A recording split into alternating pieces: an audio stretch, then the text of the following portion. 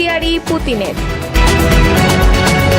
ট্রাম্পকে শান্তিতে নোবেল পুরস্কার দিতে পাকিস্তানের সুপারিশ। জাতিসংঘে ইসরায়েলকে তুলোধুনো করল পাকিস্তান, চীন, রাশিয়া ও আলজেরিয়া। ফেব্রুয়ারিতে নির্বাচন ধরে ঘর গোছাচ্ছে বিএনপি। এতক্ষণ শুনছিলেন সংবাদ শিরোনাম, এবারে বিস্তারিত। প্রেসিডেন্ট ভ্লাদিমির পুতিন হুঁশিয়ারি দিয়ে বলেছেন, ইউক্রেন ও মধ্যপ্রাচ্যের চলমান উত্তেজনা বিশ্বকে তৃতীয় বিশ্বযুদ্ধের দিকে ঠেলে দিচ্ছে। তার মতে এই দুটি অঞ্চল এখন মারাত্মক সংঘর্ষের সম্ভাব্য কেন্দ্রবিন্দু হয়ে উঠেছে। শুক্রবার সেন্ট পিটার্সবার্গ আন্তর্জাতিক অর্থনৈতিক ফোরামের মূল অধিবেশনে ভাষণ দিতে গিয়ে পুতিন এ হুঁশিয়ারি দেন। রুশ প্রেসিডেন্ট বলেন, বর্তমানে বিশ্বজুড়ে সংঘর্ষের বিপুল আশঙ্কা লক্ষ্য করা যাচ্ছে। আমরা বৈশ্বিক যুদ্ধের আশঙ্কায় উদ্বিগ্ন। সব সংকটেরই শান্তিপূর্ণ সমাধান হওয়া উচিত। তিনি ন্যাটোর পূর্বমুখী সম্প্রসারণের সমালোচনা করে বলেন, এই জোট বারবার রাশিয়ার নিরাপত্তা উদ্বেগকে অগ্রাহ্য করছে। এটি পশ্চিমাদের উপনিবেশবাদী নীতির আরেকটি রূপ মাত্র। পুতিন এ সময় দাবি করেন, মার্কিন প্রেসিডেন্ট ডোনাল্ড ট্রাম্প তাকে আশ্বাস দিয়েছেন যে ইরানের বুশেহর পারমাণবিক স্থাপনায় রুশ কর্মীদের নিরাপত্তা নিশ্চিত করতে যুক্তরাষ্ট্র সহযোগিতা করবে। মধ্যপ্রাচ্যের সঙ্গে পুতিন বলেন, ইসরায়েল যদি সত্যি ইরানের সর্বোচ্চ ধর্মীয় নেতা আয়াতুল্লাহ আলী খামেনিকে হত্যা করার কথা বিবেচনা করে থাকে, তবে আমি আশা করি এটি কেবল কথার কথা হিসেবেই থাকবে। এর আগে রুশ প্রেস সচিব দিমিত্রি পেসকভ সেন্ট পিটার্সবার্গের কনস্টান্টিন প্রাসাদে স্কাই নিউজকে বলেছেন, ইরানের সরকার পরিবর্তনের কথা যারা বলছে তারা যেন মনে রাখে এটি শুধুমাত্র অগ্রহণযোগ্য নয়, বরং এতে দেশটিতে চরমপন্থার বিস্ফোরণ ঘটতে পারে। তিনি হুঁশিয়ারি করে বলেন, যারা আয়াতুল্লাহ খামেনিকে হত্যা করার কথা বলছে তারা যেন মনে রাখে তাতে তারা এক ভয়ঙ্কর প্যান্ডোরার বাক্স খুলে দেবে। আসন্ন 2026 সালের নোবেল শান্তি পুরস্কারের জন্য মার্কিন প্রেসিডেন্ট ডোনাল্ড ট্রাম্পের নাম আনুষ্ঠানিকভাবে সুপারিশ করছে পাকিস্তান, যা সাম্প্রতিক সময়ে পাক ভারত উত্তেজনায় মধ্যস্থতাকারী হিসেবে ট্রাম্পের স্বীকৃতি বলে জানাচ্ছে পাকিস্তান। শনিবার পাকিস্তান সরকারের অফিসিয়াল এক্স অ্যাকাউন্ট থেকে দেয়া এক আনুষ্ঠানিক বিবৃতিতে এমনটি জানানো হয়েছে।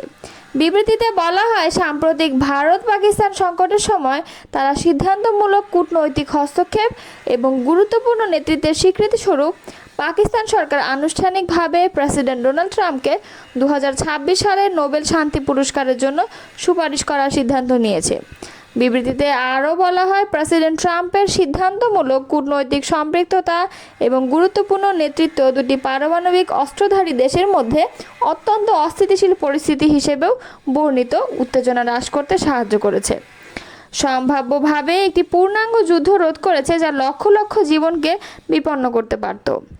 বিবৃতিতে আরও বলা হয়, একটি গুরুত্বপূর্ণ মুহূর্তে ইসলামাবাদ এবং নয়াদিল্লি উভয়ের সঙ্গে জড়িত হয়ে প্রেসিডেন্ট ট্রাম্প দুর্দান্ত কৌশলগত দূরদর্শিতা এবং দুর্দান্ত রাষ্ট্রনায়কত্ব প্রদর্শন করেছেন। তার প্রচেষ্টায় যুদ্ধবিরতি কার্যকর হয়, যা একটি বিপর্যয়কর সংঘাত এড়ায়। ভারত পাকিস্তানের যুদ্ধরত পরিস্থিতির শান্তিপূর্ণ সমাধান দেওয়ার ক্ষেত্রে অগ্রণী ভূমিকা রাখায় ট্রাম্পের প্রশংসা করে ইসলামাবাদ বিবৃতিতে জানায়। এই হস্তক্ষেপ একজন প্রকৃত শান্তিপ্রিয় হিসেবে প্রেসিডেন্ট ট্রাম্পের ভূমিকা এবং সংলাপের মাধ্যমে সংঘাত সমাধানের প্রতি তার অস্বীকারের প্রমাণ। দক্ষিণ এশিয়ায় টেকসই শান্তির প্রতি আন্তরিক অঙ্গীকার। এর আগে সম্প্রতি গণমাধ্যমের সঙ্গে আলাপচারিতায় নোবেল শান্তি পুরস্কার নিয়ে ট্রাম্প বলেন, পাকিস্তান ভারত যুদ্ধ বন্ধ করার জন্য আমাদের নোবেল পুরস্কার পাওয়া উচিত। আমরা এটি 4-5 বার পাওয়া উচিত ছিল, অথচ তারা এই পুরস্কার শুধুমাত্র উদারপন্থীদের দেয়, তারা আমাদেরকে এটি দেবে না। ট্রাম্পের এমন কথার কদিন পরই এবার নোবেল শান্তি পুরস্কারের জন্য ট্রাম্পের নাম আনুষ্ঠানিকভাবে প্রস্তাব করল পাকিস্তান। জাতিসংঘে ইসরায়েলকে কার্যত তুলোধুনো করেছে পাকিস্তান, চীন, রাশিয়া ও আলজেরিয়া। সংস্থাটির নিরাপত্তা পরিষদের এক জরুরি বৈঠকে ইরানের ওপর সামরিক আগ্রাসন নিয়ে ইসরায়েলের সমালোচনা করে দেশগুলো। এই 4টি দেশ হুঁশিয়ারি উচ্চারণ করে বলেছে, ইরানের ওপর এই হামলা পুরো অঞ্চলকে অস্থিতিশীল করে তুলতে পারে। শনিবার এই তথ্য জানিয়েছে সংবাদ মাধ্যম টিআরটি ওয়ার্ল্ড। সংবাদ মাধ্যমটি বলেছে, জাতিসংঘ নিরাপত্তা পরিষদের এক জরুরি বৈঠকে ইরানের উপর ইসরায়েলের সামরিক হামলার কঠোর সমালোচনা করেছে পাকিস্তান, চীন, রাশিয়া ও আলজেরিয়া।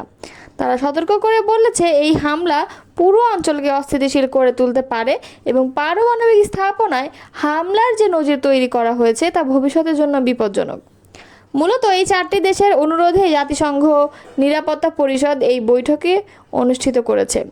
বৈঠকে রাশিয়ার রাষ্ট্রদূত ভ্যাসিলি নেবেনজিয়া বলেন, ইরানের শান্তিপূর্ণ বেসামরিক পারমাণবিক স্থাপনাগুলোকেও লক্ষ্যবস্তু বানানো হচ্ছে। এতে ভয়াবহ পারমাণবিক বিপর্যয়ের ঝুঁকি তৈরি হয়েছে।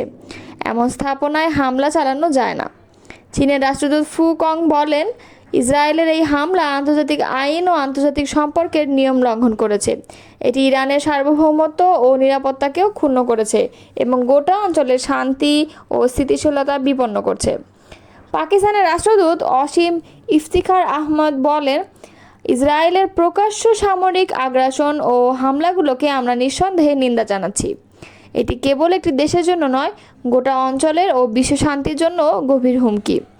আলজেরিয়ার রাষ্ট্রদূত আমার বেনজামা এই হামলাকে বলেন, বিনা উস্কানিতে ও অযৌক্তিকভাবে চালানো এই হামলা জাতিসংঘ সনদের প্রকাশ্য লঙ্ঘন। প্রসঙ্গত, ইসরায়েল গত 13 জুন থেকে ইরানের বিভিন্ন সামরিক ও পারমাণবিক স্থাপনায় বিমান হামলা চালিয়ে আসছে। এর পাল্টা জবাবে ইরানও ব্যালিস্টিক ক্ষেপণাস্ত্র হামলা চালিয়েছে ইসরায়েলের বিভিন্ন শহরে। এই পরিস্থিতি মধ্যপ্রাচ্যে একটি বড় যুদ্ধের আশঙ্কা তৈরি করেছে, যার প্রভাব সারা বিশ্বের উপরই পড়তে পারে। ফেব্রুয়ারিতে ত্রয়োদশ জাতীয় সংসদ নির্বাচন হবে এমনটা ধরেই মাঠে নেমেছে বিএনপি। নির্বাচনে নানা কর্মকাণ্ডের পাশাপাশি ঘর গোছাতেও ব্যস্ত সময় পার করছেন দলটির নেতারা।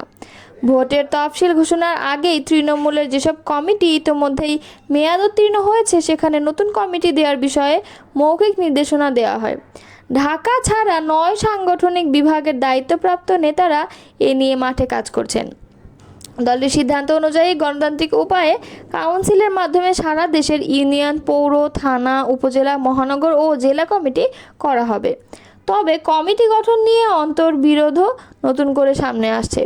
কয়েকটি উপজেলা কমিটি গঠন নিয়ে সংঘর্ষের ঘটনাও ঘটেছে। আবার কমিটি নিয়ে নানা বিতর্কের মুখে সেই কমিটি বাতিলের ঘটনা আছে।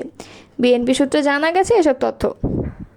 এদিকে বিগত আন্দোলন সংগ্রামে সক্রিয় ছিলেন, নির্যাতিত, ক্লিন ইমেজ ও দলের প্রতি আনুগত্য এমন নেতাকর্মীদের কমিটিতে যৌথ মূল্যায়নের কাজ করার বিষয়ে বিএনপির হাইকমান্ডের নির্দেশনা রয়েছে। তবে খোঁজ নিয়ে জানা গেছে বেশ কয়েকটি উপজেলা কমিটি গঠনে হাইকমান্ডের নির্দেশ মানা হয়নি। কাউন্সিল না করেও কমিটি দেওয়া হয়েছে। আবার আওয়ামী লীগের বিগত 15.5 বছরে যাদের দলের কর্মকাণ্ডে সক্রিয় দেখা যায়নি, হামলা মামলার শিকার হননি, তারাও কোনো কমিটিতে গুরুত্বপূর্ণ পদ পাচ্ছেন।